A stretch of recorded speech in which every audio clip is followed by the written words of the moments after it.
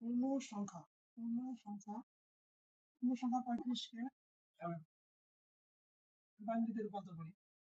35 একটি পূর্ণ সংখ্যা, এটাকে যদি আমরা বাইনারিতে রূপান্তর করি, তো বাইনারি সংখ্যার যে বেজ আছে ওই বেজ দ্বারা ভাগ করতে হবে। 17 তখন হচ্ছে 35 34 35 থেকে 34 বাদ দিলে 8 দুগুণ 16, 17 থেকে 16 বাদ দিলে 1, 4 দুগুণ 8 0, 2 দুগুণ 4 0, তারপর হচ্ছে 2 1 কে 2 0, বেজের থেকে যখন অঙ্ক ছোট হবে তখন 0 আর এখানে লিখতে হবে 1 এবং লেখার শেষে নিচ থেকে উপরের দিকে সাজিয়ে লিখি, নিচ থেকে উপরের দিকে সাজিয়ে লিখতে হবে।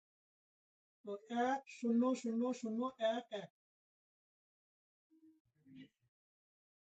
এবং ভগ্নাংশ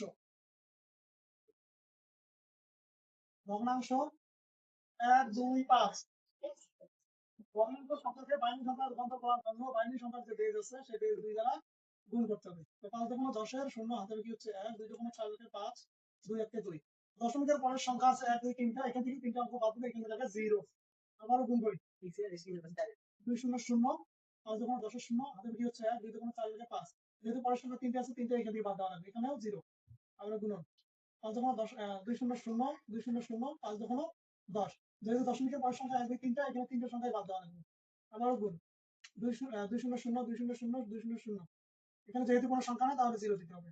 0.125 0.125 এর সমকক্ষ বাইনারি মান হচ্ছে 0.0010।